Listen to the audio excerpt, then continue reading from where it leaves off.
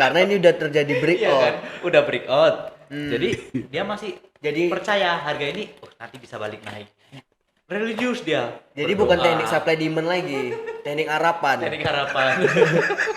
Jadi religius ya. Iyalah, sama kayak kita pakai SNR, udah tahu breakout, masih kita tahan. Ya enggak? Jadi ibaratnya udah tahu dia suka sama yang lain, masih juga kita. Masih itu lagi ya kan. Jadi ibaratnya kalau dia sudah break, kita jangan bertahan sama posisi kita ya. Jangan bertahan. Cut Sakit. loss. Tunggu momen berikutnya. Tunggu momen berikutnya. Bakalan habis kita.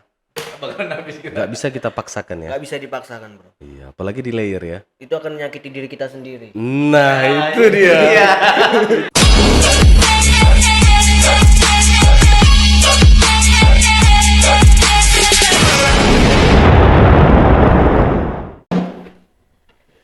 Oke, welcome back Algir FX Dollar. Oke, Pak Budi, Bro Fatar, hari ini kita bahas apa ini? Hari ini Hmm, kayaknya kemarin kan Bro Fatar udah jelasin ini ya. apa itu? Eh, Lupa aku, Pak Bud. Apa ya terakhir yang kita bahas? SNR. SNR. Itu udah bahas SNR. Soalnya ada banyak kemarin. hal video kita, jadi lupa. SNR udah. Nah, kayaknya Al perlu ini deh. Supply and demand ya. Supply and demand. Supply and demand Berarti itu kita kan bahas analisa teknikal lagi. Analisa teknikal lagi. Jadi buat teman-teman nih yang baru-baru trading ataupun yang udah lama trading, Kenapa nggak Bro Fatar aja yang jelasin? Oh, janganlah. Aku lagi floating. Dia lagi floating. Lagi floating. Lain suara, Bro. Iya, kayaknya lagi kurang sehat sih. Kurang sehat. Faktor Cuaca kurang bagus. Cuaca kurang bagus. Kita Aku floating profit. Jadi gimana ya? Oke, mana bisa ditunjukin. Di situ ada tuh. Oke. Oke, jadi kita bahas ini ya, analisa SND ya. teknikal supply and demand. Supply and ya. demand. Ya, jadi biar teman-teman juga lebih paham kan cara menggunakan supply and demand tuh gimana sih gitu. Tunggu bentar. Kadang kan, nah kayak yang kemarin kita bahas itu kan ada juga teman-teman kita, sobat trader yang selama ini saya salah menentukan support and resistance. Nah, Ya mungkin ada sobat-sobat trader yang lain yang belum paham juga nih cara menggunakan supply and demand-nya oke, gitu. boleh. Coba kita jelasin ya buat teman-teman nih, disimak deh gitu kan. Gratis nih, gratis. Nggak bayar. Kalau mau lebih detailnya kan bertarif lah ya. Langsungnya ke Tapi walaupun gratis kita tetap kasih ini kok. Ilmu tradingnya, teknikalnya kita kasih. ya, sebenarnya pun supply demand ini kan teknik yang udah banyak sejuta umat lah bisa dibilang. Iya, dari cerita umat. Udah banyak juga yang pakai ya kan. Nggak dianalisa di forex aja, di saham pun juga nerapin ya Di kan. saham juga nerapin Iya. gitu. Jadi bisa dipakai untuk semua ini sih, untuk trading dari yang untuk yang Iya. sekuritas ataupun yang di forex masih Iya. tetap bisa dipakai gitu. Hari ini pinjam dulu laptopnya ya, Bro. Ini nggak model dipatah-patahkan. Kalau mau dipatahkan karena kayak kemarin kan kita bilang SNR support resistant. Banyak orang tahu SNR tapi tak paham ya. Nggak paham, iya. Iya. Support itu sebenarnya yang kayak apa, seperti apa. SND gitu juga. Supply and demand gitu kan, permintaan dan penawaran. Hukum permintaan Iya. penawaran. Jadi makin banyak permintaan, makin banyak penawaran, jumlahnya kan semakin sedikit. Oke, jadi guys ya, supply and demand. Oke, asik. Oke, jadi dasarnya supply demand itu ya, supply itu banyaknya barang yang tersedia ya. Kalau untuk demand itu banyaknya permintaan terhadap barang tersebut ya. Jadi intinya semakin banyak penawaran, ya betul kan? Akan semakin banyak permintaan. Jadi semakin tinggi permintaan, semakin banyak penawaran. Betul nggak? Nah, jadi supply demand ini digunakan juga untuk termasuk juga di analisa teknikal di forex ya, dan udah banyak juga yang gunakan. Jadi kalau misalkan kalian khususnya pemula, kalian juga bisa pelajari ya. Ini aku jelasin detail untuk trading dengan menggunakan analisa supply demand. Nah, mana nih bro? Ini ya. Ini ada bisa di gini-gini kan? Rekod ya? dulu, rekod. Oh ya. Enggak ya sobat trader. Rekod dulu. Mana nih? Terus apa nih bro? R. Nggak mau bro? Oh, oke. kelihatan. Oke, gitu guys. semua kan. Oke guys, jadi yang terdapat di supply di teknik supply demand itu ada beberapa zona level ya atau level zone. Itu ada 4 zona ya. Nah, yang pertama itu ada namanya zona RBR ya. Nah, zona RBR ini rally based rally. Jadi artinya ketika harga itu dia bergerak naik ya, lalu dia membentuk sebuah base atau membentuk sebuah zona keseimbangan ya. Nah, harga rally naik, lalu dia membentuk sebuah base atau harga itu bergerak sideways ya, dan dia melanjutkan naik lagi. Nah, rally lagi. Nah, ini yang dikatakan zona rally base rally. Nah, rally base rally ini tadi yang termasuk ke dalam zona demand ya. Nah, setelah rally base rally ada lagi namanya zona rally base drop ya. Rally base drop. Jadi artinya harga bergerak naik, kemudian dia membentuk zona base, oke, kemudian dia drop. Nah, ini yang dikatakan zona rally base drop. Nah, ini zona keseimbangan atau zona demand ya. Nah, paham ya? Paham? Oke, jadi di dalam zona demand itu ada zona rally base rally dan zona rally base drop. Oke. Ini bisa dikebawakan kan, Bro? Bisa. Nah, kemudian level zone yang ketiga ya yang termasuk dalam area supply itu ada nama zona drop base drop atau DBD, bukan ini ya, demam berdarah. Drop base drop yang artinya itu harga mengalami penurunan, oke. Lalu dia membuat zona keseimbangan atau base ya, harga bergerak sideways lalu drop. Ya. Ya, zona drop base drop, harga turun membuat base lalu turun ya. Nah, ini yang termasuk zona keseimbangan supply. Oke. Terus yang kedua di zona supply ini ada namanya zona drop base rally. Oke. Drop base rally. Nah, artinya itu harga mengalami penurunan. Ya betul. Penurunan kemudian membentuk base ya. Lalu harga bergerak naik. Nah, ini yang dikatakan zona drop base rally. Harga turun membuat base lalu harga naik. Oke, nah ini keempat zona yang terdapat dalam supply demand ya. Itu layarnya touchscreen, Bro. Tinggal gini-gini aja. Astaga, ya bro. Ini bang, Bang Wata, yang kemarin itu yang temen abang bilang di grup itu nggak ada zona drop base rally. Oh. Iya. Langsung bilang aja Pak, nggak apa-apa. Nggak, soalnya Bro Fatar kemarin itu waktu di grup ya. Ada kemarin pertanyaan di grup. Nah, jadi dalam ini dia apa namanya teknikal dia itu nggak ada zona drop base rally. Drop base railing nggak ada, Nggak ada. rally base drop juga nggak ada. Nah, Mm-mm. jadi kelanjutannya gimana tuh kemarin tuh? Ya kalau aku sih kudiamin aja. Nah, tapi kalau untuk inilah zona yang terdapat di dalam supply demand, Pak Bud. Iya. Nah, zona-zona keseimbangannya inilah. Jadi ketika harga akan terjadi pantulan gitu. Nah, inilah zona. Kalau yang zona DBD atau DBR ini samalah konsepnya itu kayak support resisten. Iya. Nah, oke, kita langsung ke grafiknya ya. Nah, ini udah paham ya teman-teman ya, zona RBR, RBD, DBD, DBR. Ya, sebenarnya kalau kita mau lebih apalagi detail lagi, ada lagi tuh namanya zona apa tuh namanya tuh ya, FTR. Oke. Itu ada lagi itu ya. Cuma itu nanti bertarif lah kalau kalian mau detail lagi. Nah, Iya. kita dasar-dasarnya aja biar teman-teman juga paham ya.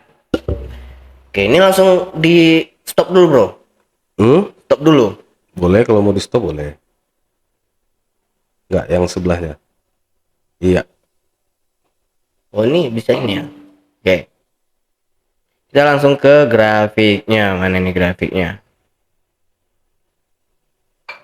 Itu rekor lagi Oh ya. FBS, kok FBS bro ini? Kamu narat tuh kan.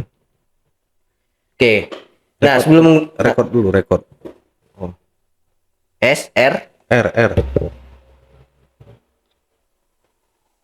Terus Oke. alternatif R. Oke. Oke. Nah sebelum kalian gunakan teknik supply demand ini, kalian tentukan dulu kalian ini trading apa, mau swing, scalping atau intraday. Kita ambil contoh aja yang intraday ya. Nah kalau di swing kalian bisa gunakan dimulai time frame H4 ya, H4 ke atas lah. Kalau intraday kalian bisa tentukan zonanya itu di TF H1 ya. Kalau untuk scalping itu bisa dimulai dari time frame M15, M30. Kalau di M5 kurang valid ya. Kurang valid. Coba di ini aja dipraktekin kan, mau yang scalping ataupun yang Salah satunya aja kita apa kan. jadi Penting sobat trader tuh lebih paham kan. hmm, Bagi pemula nih, kebanyakan pemula itu kan mereka suka yang scalping. ya. Nah, biar mereka tahu perbandingannya. Kalau yang scalping tuh seperti apa sih? Intraday aja lah biar lebih nyaman apa kan. Boleh Kita ambil intraday. contoh yang di intraday ini ya, di time frame A1 ya.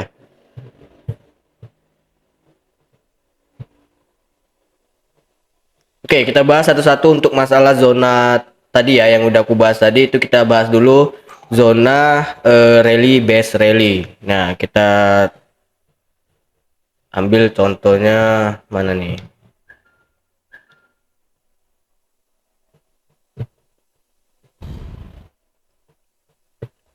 Oh, ini bisa digini kan, bro? Bisa. Oh iya. Ribet kali, Pak.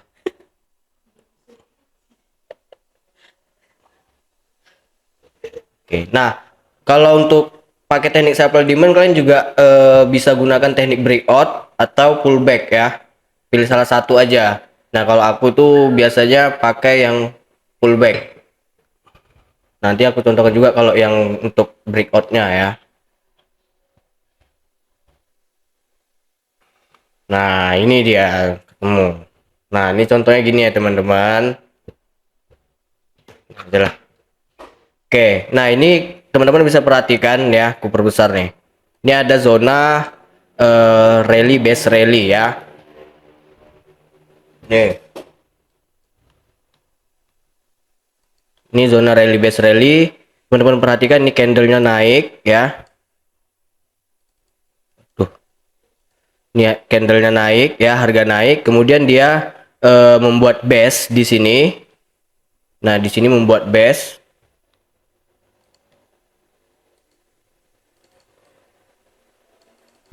Oke. Ini aku tandain nih, ini base ya. Kemudian harga rally naik. Nah, ini zona rally base rally. Nah, yang termasuk ke dalam level demand. Nah, untuk entry kalau kita menggunakan pullback ya, biasanya itu aku langsung pasang PO buy limit di atas, di area atas demandnya ya. Nih di harga 19.11. Nah, di sini kalian bisa pasang PO buy limit ya, atau bisa juga instant order ya ketika harga masuk ke dalam zona ini 19.11 sampai 19.06. Itu zonanya buy limit. Ya, ini zona. Kemudian Karena untuk- konsepnya kan kalau kita harga masuk ke dalam zona demand, kita ngebuy. Ngebuy, Sama ya. kayak support resisten. Kalau supply kita nge-sell. Zona buy limit. Terus ininya resikonya teman-teman harus buat di berapa nih? Di beberapa pips atau bisa letakin di support terdekat. Support terdekat. Mm-mm. Oke. Oke, ini udah kita tentuin untuk zonanya ya. Nah, kalian bisa pasang POB limit atau bisa instant order ketika harga masuk ke area base demand ini ya. Nah, sini kalian bisa buy, lalu harga pun naik. Nah, kalian bisa perhatikan nih. Ya, sekali lagi aku jelasin nih area RBR, rally, base, rally. Oke. Ada yang mau nanya juga nih Pak Budi. Oke, untuk zona yang kedua itu tadi zona apa tadi? Drop base rally ya. Oke, drop base rally kita cari contohnya. Nah ini drop base rally nih. Nah ini ya. Ini zona untuk drop base rally yang termasuk dalam ke level demand juga ya. Nih teman-teman bisa perhatikan di sini juga ada area support ya. Nah, teman-teman bisa perhatikan harga mengalami penurunan, lalu dia membuat sebuah base.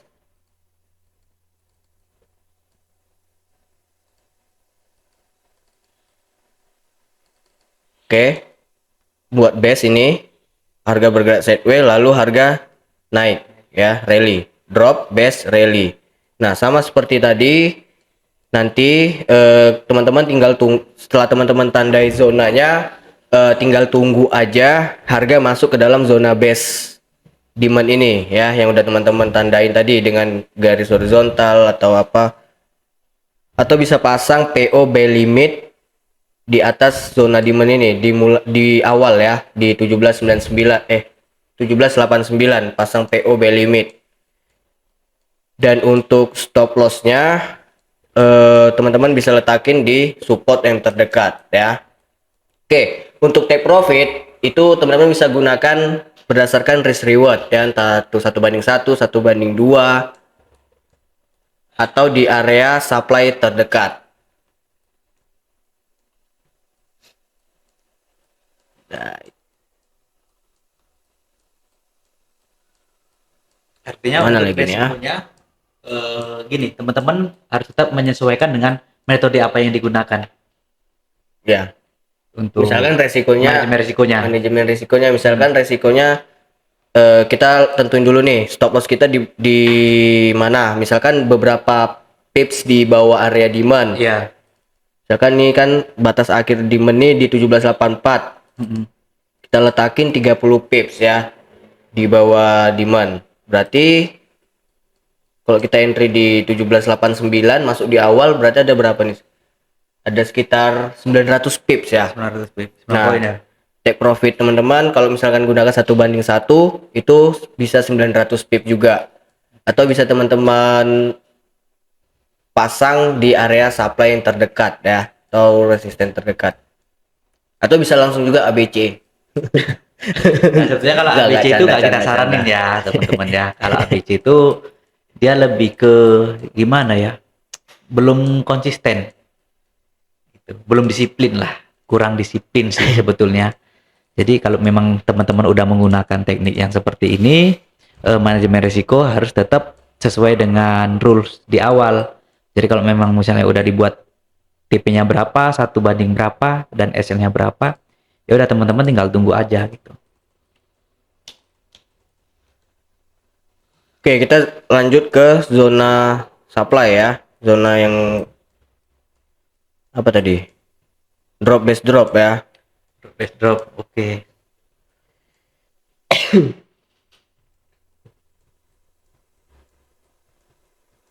Kayak nampak. Nah nih, aku besarin. Nah, zona yang termasuk dalam area supply tadi itu zona drop base drop. Nah, kalian bisa perhatikan nih ya, ada area base supply. Nah, ini harga bergerak turun atau ada candle turun, kemudian dia membuat base. Ya, ada candle naik nih, candle kecepit nih. Satu candle kejepit. Ya, satu candle kecepit. Lu mana nih? Ini aja lah. Nah, teman-teman tandai dulu ya. Nah, ini harga drop, kemudian buat base, lalu drop ya. Drop, base, drop. Nah, sama untuk di area untuk di area supply itu konsep dasarnya kita apa ya, bersiap-siap untuk entry sell ya. Nah, jadi kalau harga udah masuk di area supply ini, teman-teman bisa langsung pasang posisi sell, atau sambil menunggu teman-teman bisa pasang PO sell limit ya, pending order. Bisa di awal batch ya, di pertengahan juga bisa. Nah, di sini harga terjadi pantulan. Harga kembali turun ya, karena di sini ada zona supply. Untuk stop loss, teman-teman bisa letakin di area resisten terdekat.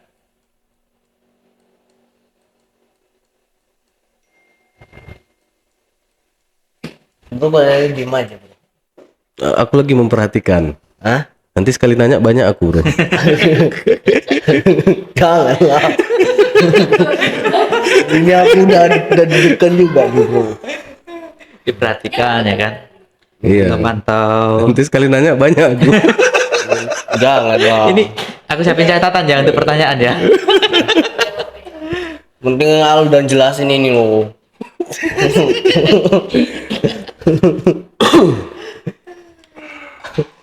Oke, paham kan guys? Paham.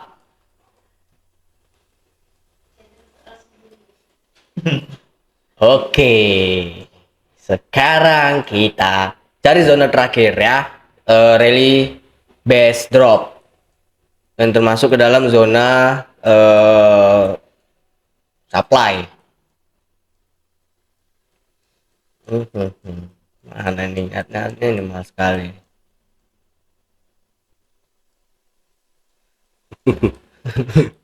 Berarti patokannya area base ya. Iya, area base bro. Ketemu kita. Tunggu dulu, cari yang gampang.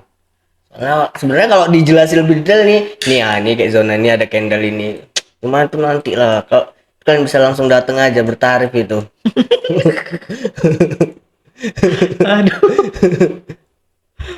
Iya sobat Kayaknya trader. semua jadi bertarif ini. Iyalah, Om Bro Patra yang ngajari. Cuma ada lagi. Cuma ada lagi ya guys. Supply and demand.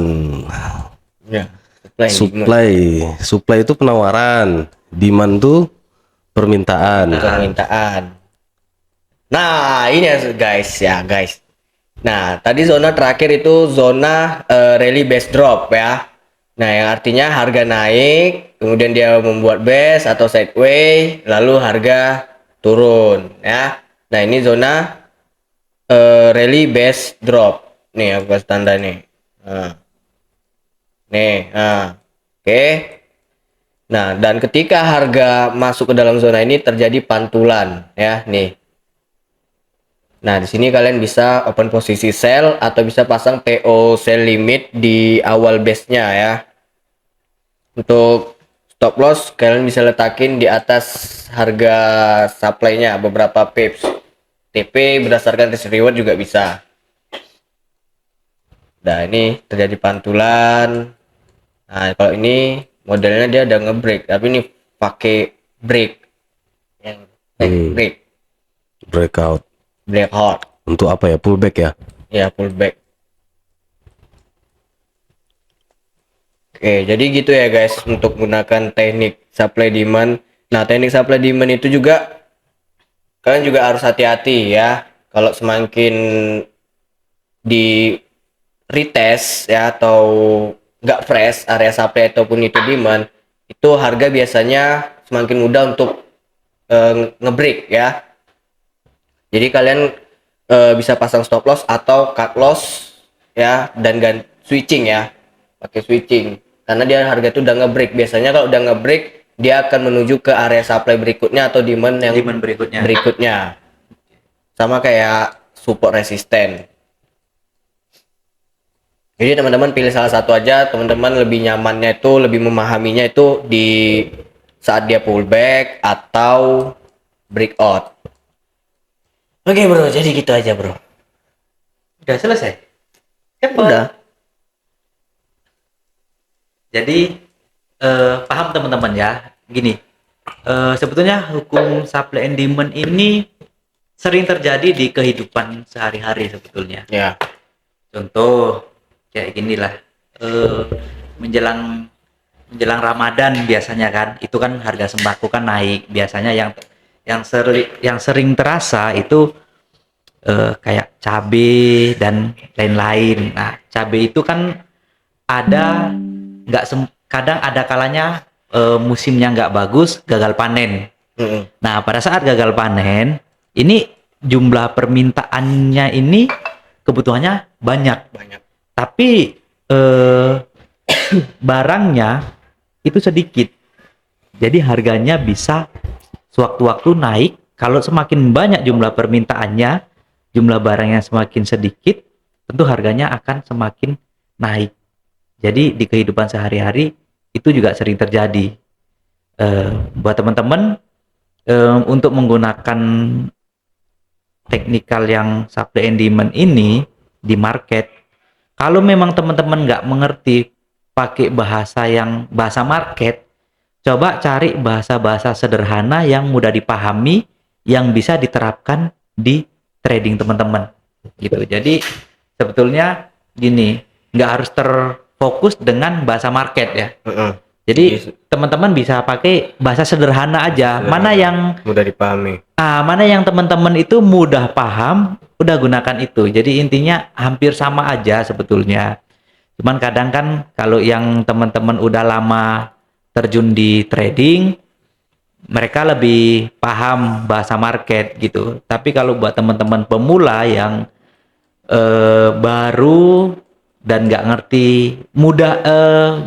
sulit mengerti bahasa market karena ada bahasa-bahasa yang memang agak rumit sih. Karena saya dulu juga di awal itu waktu pertama-pertama trading, bahasa market itu nggak semuanya paham gitu. Jadi ya pelan-pelan teman-teman bisa pelajari gitu. Cari aja bahasa-bahasa sederhana yang mudah dipahami gitu.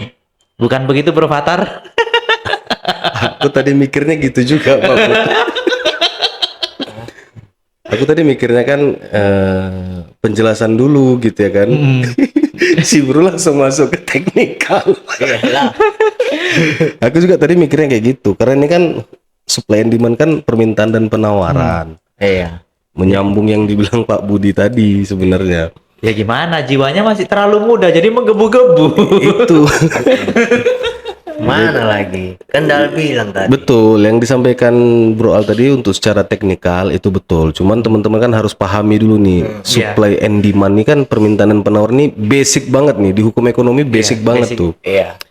Kalau misalnya stok barangnya banyak tapi permintaan sedikit, apa yang terjadi? Harganya turun kan? Harga pasti turun. Contoh, ini contoh nih ya. Contohnya petani tadi lah, Pak Bud, menyambung petani sawit tadi. Dia hasil panennya itu 10 ton satu bulan. Tetapi permintaan di pasar itu cuma 6 ton sebulan. Ya. Bagaimana dengan harga cabai? Pasti turun. Apa yang terjadi kalau misalnya terjadi dalam kondisi gagal panen? Yang seharusnya petani tadi bisa memproduksi 10 ton per bulan, kali ini dia hanya bisa memproduksi 2 ton sebulan. Sementara permintaan di pasar itu tetap sama-sama 6 ton. Sama 6 ton. Produksinya cuma 2 ton, permintaan 6 ton. Apa yang terjadi sama harga cabai? Disitulah harga cabai akan naik. Iya. Begitu juga dengan di komoditas, di harga forex ini kan. Kenapa harga itu bisa naik, bisa turun? Ya karena supply dan demand tadi itu, permintaan dan penawaran. Terus ada lagi kayak gini, itu tadi kan kalau salah satu naik, salah satu turun. Apa yang terjadi kalau misalnya produksi petani tadi tetap 10 ton, permintaan juga 10 ton sebulan. Apa yang terjadi sama harga? Harga stabil kan? Harga stabil. Disitulah akan terjadi jual beli, penawaran, itulah terciptanya base. Nah, itu dia. Jadi jual dan beli tadi itu tercipta. Apa juga yang terjadi kalau misalnya gagal panen? Petani cuma bisa memproduksi 2 ton sebulan. Tetapi permintaan pasar juga cuma 2 ton, sama-sama sedikit. Permintaannya lesu, produksi juga lesu. Apa yang terjadi? Itulah yang disebut biasanya dengan konsolidasi. Itulah terjadi base di bawah. Misalnya kayak gitu, terjadi base-nya di bawah.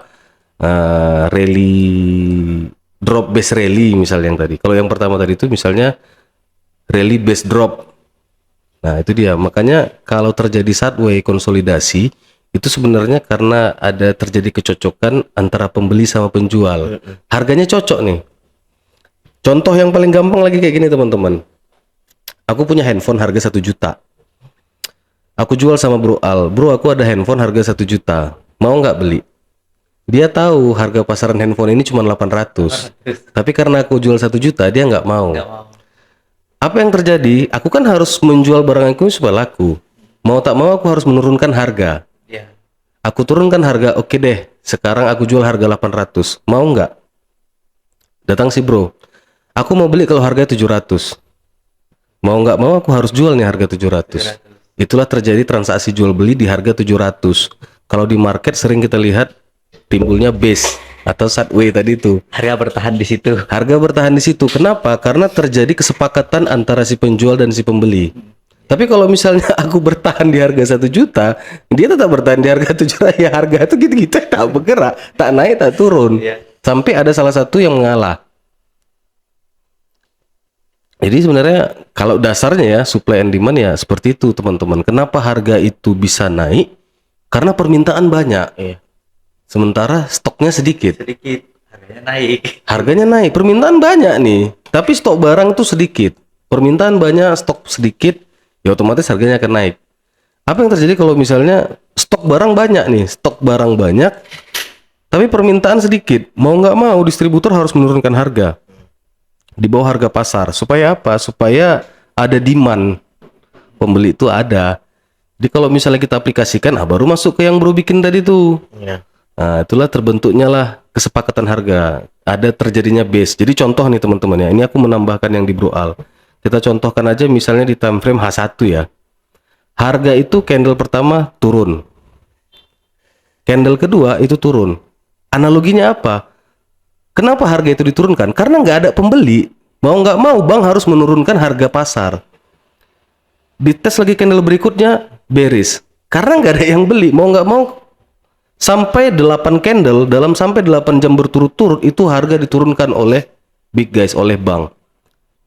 Udah diturunkan, barulah ada satu candle bullish.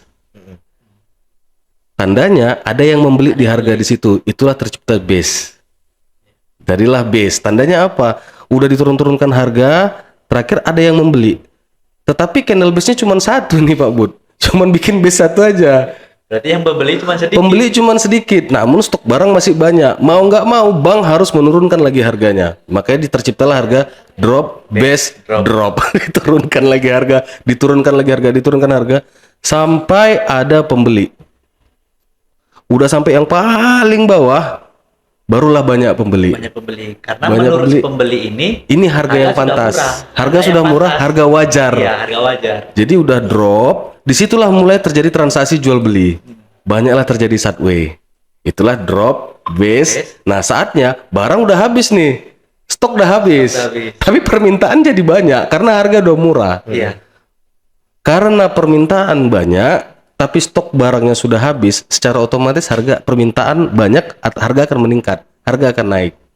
Nunggu lagi diproduksi. Diproduksi. Makanya terciptalah harga drop, base, rally. Begitu juga ketika harganya rally, harganya naik, permintaan banyak nih. Permintaan banyak tapi produksinya masih kurang. Kurang. Ada nanti di satu titik permintaannya terpenuhi dengan ketersediaan barang. Jadi rally, terjadilah base. Rally, base, tandanya apa? Permintaan sama stok barang itu sama banyaknya. Ternyata stok barang ini cuma 1 hari aja. Permintaan masih banyak. Permintaan masih banyak, stok barangnya yang tadinya cukup habis. Harga naik lagi karena barangnya itu sudah kosong. Iya. Sampai nanti di satu titik diproduksilah secara massal barang ini. Stok barangnya banyak untuk memenuhi permintaan ini. Makanya jadi rally base, terbentuklah harga base. Analoginya seperti itu. Kenapa sebenarnya harga itu kan tercipta rally, base rally, drop, base drop. Iya. Itu maksudku. Baru setelah itu kita masuk ke teknikal yang diterangkan sama Bro Al. It's the simple. Dan intinya teman-teman, supply dan demand, permintaan dan penawaran itu terbentuk di area base. Di situ terjadi penawaran. Makanya secara teknikal area zona base itu adalah zona penting. Iya kan? Iya, Secara itu teori, penawaran. kalau teorinya kita kaitkan dengan teknikal kan kayak gitu kan. Kenapa terjadinya base kan secara teori kan karena terjadi transaksi jual beli, ada kesepakatan harga. Kesepakatan di harga di situ. Secara teknikal juga kita tandai zona base yang ini tadi. Iya. Entah itu nanti dia dari bawah ke menuju ke base atau dari atas menuju ke base. Tapi base itu merupakan area penting. Nah, baru yang bro bilang tadi tuh, masuklah dia kita. Tapi tadi entry-nya ada dua bro, ada dua cara ya. Ada dua cara bro. Bisa Kita bisa gunakan breakout breakout sama pullback. pullback. Nah, itu berarti hampir sama dengan SNR ya. Sama. Nah, jadi satu lagi nih teman-teman, SNR, SND itu merupakan suatu pola. Metodenya bagaimana kita memanfaatkan pola ini. SNR kemarin yang sudah saya bahas, itu kita memanfaatkan pola support and resistance itu bisa reversal, bisa breakout atau pullback. Pullback itu ibaratnya break, retest baru entry kan. Iya. Nah, SND juga kayak gitu teman-teman. Jadi pada dasarnya konsepnya sama. Mau itu SND, mau SNR. Nah, sekarang kita dengar nih, breakout tuh kayak mana? Karena pullback. Gimana bro? Pullback. Pullback. Nah, kalau pullback itu seperti apa? Yang minim resiko, yang breakout, reversal atau yang pullback dia, bro? Jadi buat teman-teman nih biar teman-teman lebih paham nih. Biar lebih paham. Jadi yang resikonya lebih kecil mereka harus pakai yang mana? teorinya udah kita sampaikan tuh, teknikalnya udah disampaikan sama Bro Al. Jadi sebenarnya teman-teman tuh harus paham sebenarnya kenapa terjadinya harga itu turun, kenapa terjadi harga itu naik gitu. Karena itu supply dan demand tadi, supply and demand, permintaan dan penawaran. Apakah harga emas sekarang di 1845 itu sudah termasuk harga kesepakatan, harga tengah? Bisa jadi. Tapi kan acuannya emas nih karena safe haven cenderung untuk naik ya kan. Cenderung Bro? untuk naik. Iya. Kalau kita perhatikan time frame daily sama weekly, emas itu cenderung untuk naik karena safe haven juga. Kecuali kalau forex. Kalau forex itu nggak ada negara yang mau mata uangnya itu terlalu tinggi Atau terlalu rendah ya atau kan? terlalu rendah, itu nggak ada. Risikonya inflasi ya kan? Risikonya inflasi gitu.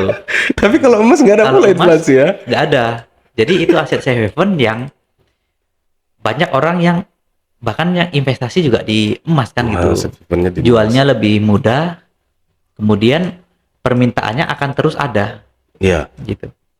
Jadi teman-teman untuk investasi ya, ini aku kasih apa aja nih sebenarnya. Carilah investasi yang liquid. Nah, betul. Liquid itu maksudnya gampang untuk dijual, gampang untuk dibeli. Aku bukan bilang investasi yang lain itu nggak liquid ya, enggak. Karena ini kejadiannya terjadi sama aku Pak Bud. Iya. Dulu, dan kita semua pasti tahu nih teman-teman, properti itu adalah aset investasi yang returnnya itu di atas deposito. Benar. Deposito kita misalnya setahun itu 6 juta, 6%, inflasi kita 7%, tapi deposito investasi yang di properti itu penghasilannya per tahun pasti 12 sampai bahkan 20%. 12 sampai 15 bisa.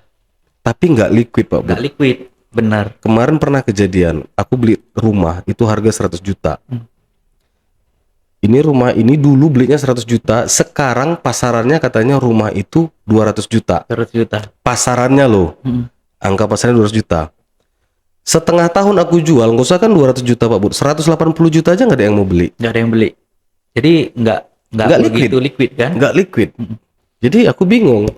Memang sih ya properti aset jangka panjang, Benar. tapi nggak liquid. Nggak liquid itu dalam artian gimana ya? Oke lah sekarang kondisiku nggak kepepet. Cuman kan masa iya aku udah jual di bawah standar nggak juga laku Nggak juga gitu laku. loh. Berbeda dengan emas teman-teman, baik itu emas fisik ataupun emas nilai kontrak. 1 kilo pun kita punya emas, bawa ke toko emas pasti ada yang beli. Pasti ada yang beli. Iya, benar. Mau itu emas fisik ataupun emas di derivatifnya lah ya, turunannya kayak gini. Itu liquid loh. Aduh banyak toko emas. Banyak toko emas. Pasti dibeli. Pegadaian bank aja nampung kalau kita bawa emas. Aku bawa emas nih 1 kilo. Hari ini aku bawa, hari ini cair. Coba Kalau tanah. properti? Coba properti. Aduh banyak kali lagu dramanya Pak Bud. Ini nggak bisa, ini harus begini begitu katanya. Yang dilihatnya jendelanya udah rusak, Eh, harus direnovasi. konfirmasinya banyak kali Pak Bud. ini tusuk sate nih, ini bangunannya udah lama ini, ininya udah rusak nih.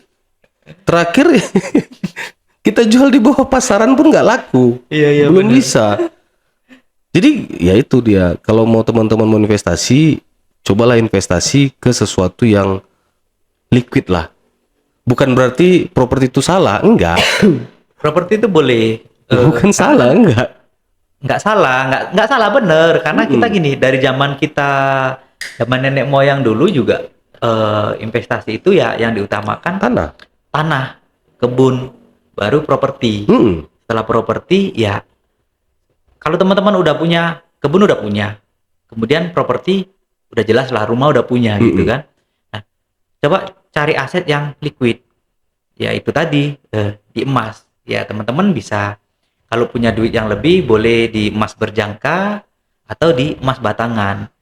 Karena kalau yang sangat liquid itu memang emas berjangka, jadi bisa dijual di jam itu juga gitu. Kapan aja bisa Kapan kita aja jual bisa gitu. kita jual. Kalau Mas fisik, teman-teman, mas berjangka sama lah gitu. terus gini, bedanya emas berjangka dan emas fisik. Kalau kita di emas berjangka nih, kita tidur lebih tenang. Mm-mm. Karena apa? Kita nggak takut kemalingan. Nggak takut Itu satu. kemalingan. Yang kedua, liquidnya lebih tinggi. Lebih likuiditasnya tinggi. Likuiditasnya tinggi. Nah, kalau teman-teman mau investasi di emas batangan, liquid juga bagus. Kita jual dimanapun bisa. Cuman rawan kemalingan. Jadi kita ya yang jelas kalau Secure-nya kurang lah Pak. Iya. Secure-nya Itu dia. kurang. Minimal jam secure lah. jam tidur teman-teman juga lebih terganggu kayaknya. Iya. Kalau di rumah ada 10 kilo emas batangan gitu, nggak punya security, kemudian di rumah nggak ada CCTV, ya lebih dakdikduk sih sebetulnya. Di Gitu. TikTok ada itu, aku tengok tuh Pak Bud, TikToker. Dia itu seorang investor. Dia itu banyak beli aset-aset orang di bawah harga pasar. Oke. Saya beli tempat ini, saya beli properti ini di bawah harga pasar. Misalnya harganya itu 200 juta, dia bisa beli harga 100 juta. Oke. Dan itu bukan cuma satu konten. Banyak properti yang dibeli dia itu di bawah harga pasar. Di bawah harga pasar. Maksudnya aku mandangnya kayak gini dia Pak Bud. Berarti banyak orang yang jual aset itu dalam kondisi kepepet. Kepepet ya. Butuh duit, tapi barang ini nggak liquid. Iya, Mau nggak mau dia harus jual di bawah Harus harga jual. pasar. Kenapa? Balik lagi supply and demand. Iya, benar-benar. Barangnya ada, tapi demandnya nggak ada, Nggak permintaan nggak ada. Mau nggak mau kita harus menurunkan harga. Iya. Ya kan, balik lagi kan, Iya. nyambung kan? Nyambung kan? Nyambung dong. Supply-nya ada, tapi demand nggak ada. Mau nggak mau saya harus menurunkan harga sampai ketemu demand, sampai ketemu si pembeli dengan harga yang cocok. Jadi bukan berarti nggak liquid, liquidnya itu liquid, cuman agak lama. Agak lama. Yang apa 6 bulan Pak Bud, sampai sekarang nggak laku-laku. Belum terjual. Belum terjual juga, udah 6 bulan. Ya memang aku pun kondisi nggak kepepet gitu kan. Cuman kan, aduh, next aku investasi ke sesuatu yang liquid lah. Menurut aku ya, sesuatu yang liquid. Apalagi kalau kayak gimana Pak Budi? Nggak tahu lah, di Pekanbaru ini kalau kayak tanah kosong, rumah kosong, investasinya nggak produktif menurut aku. Kecuali kalau kebun ya.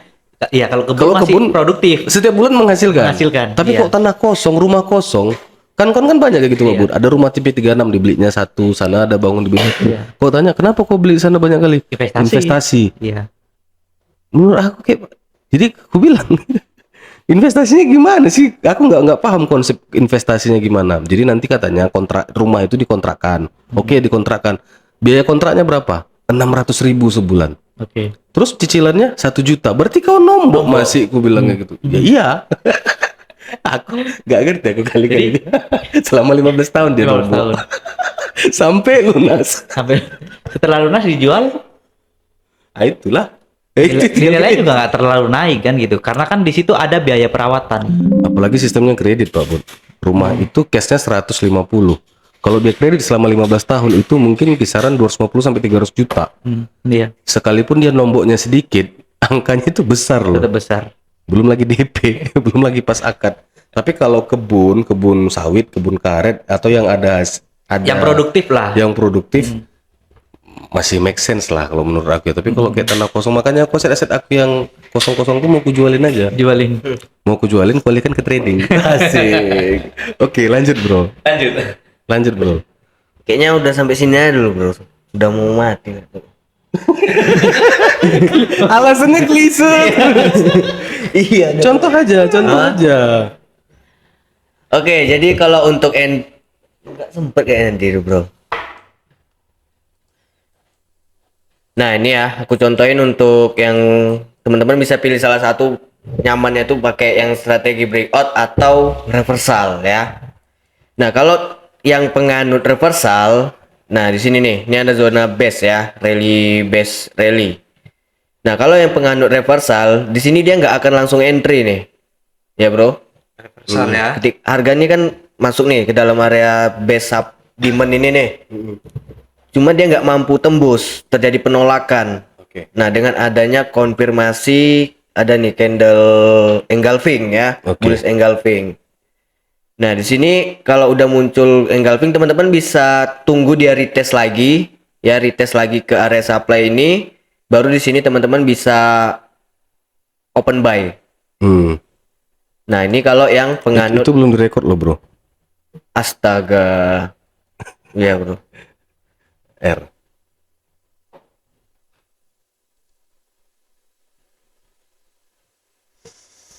Sip.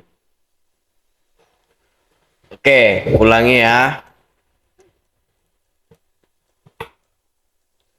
Nah, di sini kalau yang untuk penganut reversal, ya, ini ada zona base. Nah, ini kan ada terjadi penolakan nih, bro. Ya kan? Harga nggak mampu tembus nih di area base demand-nya ini. Hammer dia langsung ya. Hammer dia. Nah, di sini kita nggak langsung entry nih, bro. Kalau trader yang agresif itu biasanya dia langsung pasang PO. Contoh kayak aku lah, pasang PO buy limit nih. Cuma kalau yang dia nunggu konfirmasi, dia nggak langsung entry. Nunggu ada konfirmasi dari candle, contohnya itu bullish engulfing. Nah, ini ya. Nah, ini udah pertanda terjadi penolakan di area base ini. Nah, kalian bisa tunggu harga retest kembali. Oke. Nah, di sini baru teman-teman bisa langsung open posisi buy. Nah, ini untuk penganut reversal. Jadi gitu, bro. Nah, untuk penganut Ke break, penonton coy, bukan ke aku. iya, Oke. sama aja itu, bro. Nah ini masuk nih. Hah? Masuk zona. Nah, ini juga terjadi pantulan juga nih. Ya, belum mampu dia untuk tembus nih. Nah, seperti yang udah aku bilang tadi, kalau dia semakin diuji ya atau di retest zona supply ataupun itu zona demand, itu biasanya akan terjadi breakout. Nah, contohnya ada candle momentum nih. Satu candle langsung dia break. Ini udah terjadi breakout nih ya. Ini berarti area demand-nya itu nggak fresh lagi. Nah, nggak fresh lagi. Di sini kalau misalkan teman-teman itu udah terlanjur open posisi buy, terus dia kemudian terjadi breakout, teman-teman harus cut loss atau bisa ganti posisi sell ya. Yang tadi awalnya itu teman-teman udah pas terlanjur open buy. Karena ini harga udah breakout, jangan di hold lagi. Jadi nggak perlu teman-teman itu kalau udah breakout gitu, teman-teman nggak perlu berubah menjadi religius untuk berdoa naikkanlah harga. Iya, Janganlah. perlu. Konten kita kemarin. Karena ini udah terjadi Iya breakout. kan? Udah breakout. Jadi dia masih Jadi percaya harga ini nanti bisa balik naik. Religius dia. jadi bukan Berdoa. teknik supply demand lagi, teknik harapan. Teknik harapan. Jadi religius dia. Iyalah, sama kayak kita pakai SNR, udah tahu breakout, masih kita tahan. Ya enggak? Iya, iya. Jadi ibaratnya udah tahu dia suka sama yang lain, masih juga udah kita. mulai. Itu lagi ya kan. Masih menaruh harapan. Iya. Itulah teknik harapan tadi Pak Bu. Udah tahu dia ke sana. Langsung Oke, udah lanjut. Ya, tapi nggak apa-apa, karena supply demand ini kan tadi udah dijelasin itu di apa bro, kehidupannya apa? Kehidupan.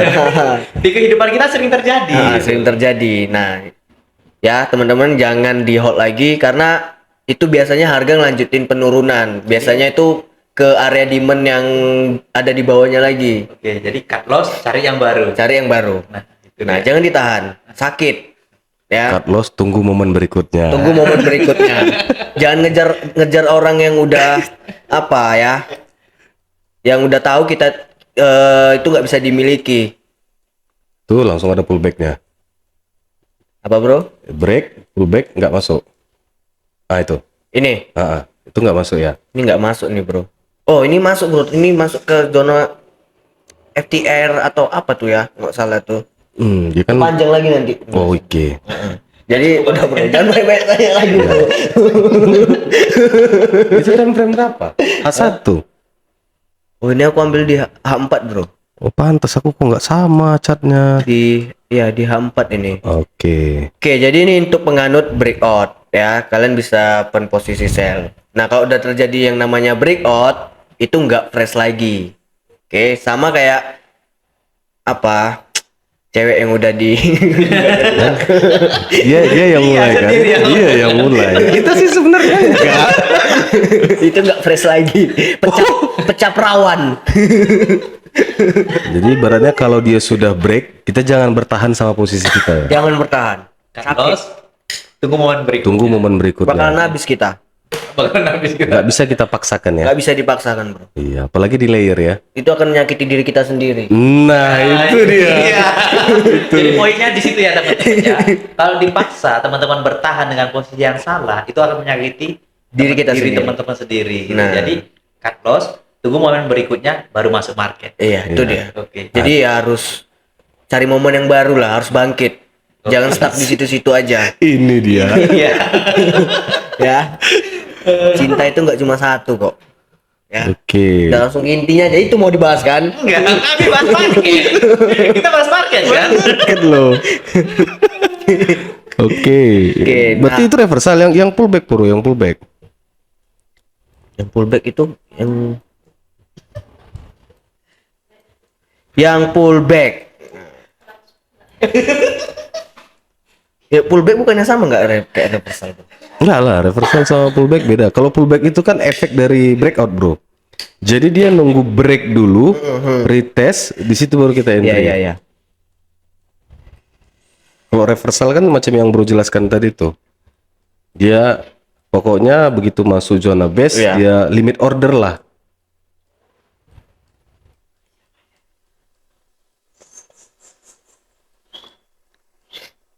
Memang kalau kita sudah bertahan satu posisi udah salah, mau tak mau itu kita harus cut loss. Tinggalin cut loss. Harus kita tinggalin. Karena makin kita tahan, makin menyakitin diri. Nah itu dia. Iya, kalau dia balik. Kalau enggak, Kalau nggak balik, makin sakit. makin sakit kan. Nah Jangan mengharap sama sesuatu yang nggak pasti berarti ya. jangan. Ya. Karena sifat cowok itu menafkahi, bukan mengemis. Astaga. Ini dia. Itu pula dia. Oke, ini ya, ini untuk contoh pullback. Oke, ini ada area base diamond juga, ya RBR. Tapi ini udah break nih ya bro, 4 ya. Hah? Oke. ya kan? Oke. Nah ini ada zona base diamond yang udah di break nih, teman-teman bisa perhatikan. Nah untuk entry pullback, tunggu dia nih turun dia kan. Nah tunggu dia masuk ke zona diamond yang udah di break tadi. Nah ini untuk entry pullback. Nah dia break ya kan, kita tunggu dia masuk ke diamond yang udah di break tadi. Nah disinilah baru teman-teman bisa siap-siap untuk entry. Nih harga mantul lagi, turun lagi bro. Nah ini juga turun lagi. Nah, itu untuk entry pullback sih. Jadi bagusnya kita reversal atau breakout nih bro. Kalau untuk metode apa? Kalau aku secara pribadi itu reversal. Reversal ya. Reversal. Tergantung teman-temannya aja mau memahami yang mana. Bisa Lebih- reversal, iya. bisa pullback, bisa breakout. Jadi yang buat teman-teman yang mudah paham lah ya. Iya. Yang mana yang lebih mudah Nyamannya di mana? nyamannya di mana. Dia tipe yang breakout atau reversal. Kalau aku pribadi itu yang reversal. Reversal. Kalau boleh tahu nih bro, win rate-nya berapa? Yang bro udah pernah pakai. Kalau untuk yang SND reversal. Sandy Reversal. Mm-mm. Itu win rate-nya selama aku pakai itu bisa 70% dapat lah, Bro. 70% win rate-nya ya. 70% untuk supply demand ini. Berarti yang Reversal. still make money lah ya. Apa itu? Still make money ya. Apa itu, Bro? Masih cetak uang lah ya. Kalau pakai pola itu. Ya. Intinya kalau pakai pola itu masih tetap bisa Cuan. menghasilkan profit. Iya, Masih masih bisa, bisa still make menghasilkan money. profit. Ini juga banyak loh digunakan nih supply demand ini ya. Basic banget Basic, tuh. Basic. basic. SNR, SND itu basic banget. Makanya aku kalau trading ya itu nggak ada ngacu ke indikator apa, kosong aja kayak gini. Nah, tinggal tanda-tandain aja zonanya. Lihat dari HP pun itu juga lebih gampang ya. Terlalu banyak ini terkadang, Bro. Apa namanya? Sekarang ini terlalu banyak kali istilah-istilah. Padahal ujung-ujungnya SNR, SND SNR. juga. Iya, SND. terlalu banyak istilah juga. Jadi buat teman-teman yang ini, yang apa namanya, yang makanya tadi dijelaskan cari bahasa sederhana yang mudah dipahami. Iya. Kalau ikut bahasa market kan mungkin nggak semuanya tahu. Contoh gitu. kayak apa, Bro? Biasanya tuh istilahnya zona apa, Bro? Ada kalau SNR, SND ini ada istilah yang baru kudengar itu kan BOS, break of BOS. structure, ada choke. Mm-mm. Sebenarnya itu juga ya. Iya. Tapi biar keren. Nah itu Sebenarnya lebih ke teknik promosi sih. itu dia. Kalau kita kan nggak mau promosi ya. Intinya memang semuanya itu ya SNR, SND. Iya. Apapun metode yang teman-teman pakai, maksudnya pola-pola apapun itu, pasti ujung-ujungnya SNR, SND. Mau katanya sama kayak Vibo Musang kan SNR, SND juga ya. Iya. Ibu Musang. Nunggu dia dominan break katanya kayak gitu kan. Bagus, metodenya bagus, bukan berarti nggak bagus. Cuman kan istilahnya aja dibilang orang ada DB, ada IB, dominan break, initial break, ada CB1 katanya. Yang intinya SNR juga. Jadi aku SNR pikirnya juga. kan Karena ini itu dasar kan. entry-nya gimana, entry exit-nya gimana, seperti ini. Oh alah sama aja rupanya sama SND, SNR pikirku kan. Ya itu ya bingungnya aku di situlah.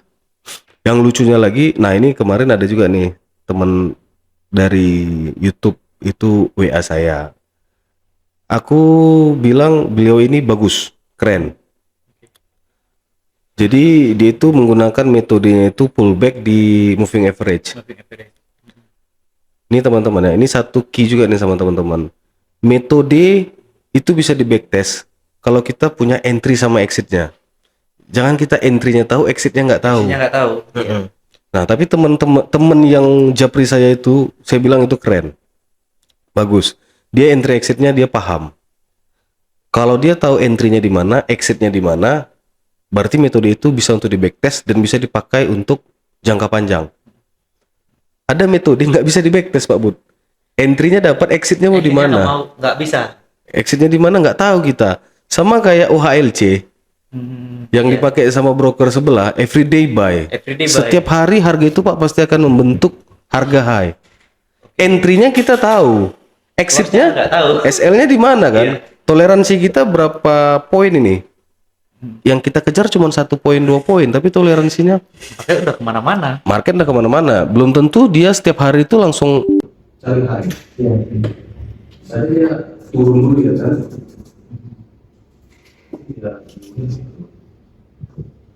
Oke, ada lagi? Mungkin itu aja. Cukup. Oke ya, mungkin untuk pembahasan kita masalah supply and demand sampai sini dulu ya. Kalau misalkan mau lebih detail lagi, ya tarik ya. Enggak. Bisa langsung WhatsApp ya. Bisa langsung WhatsApp.